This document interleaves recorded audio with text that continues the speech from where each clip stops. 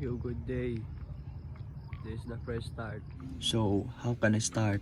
Start to build a positive lifestyle.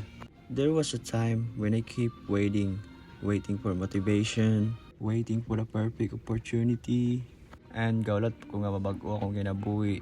But one day, I realized something. Walay mausab, kundi na ko usabon akong lifestyle. The life I want won't be built in a single day. It's built by the small choices I make every morning. Sus ka na palang pagbangon sa imong higdaanan. Lisod na kaayo tindugan, labi na ikaw tapulan.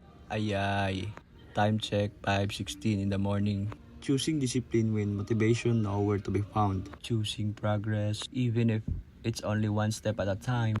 Every jog, every workout, every effort is a vote for the person I want to become. I'm not competing with anyone else. I'm competing with the version of me that wants to quit.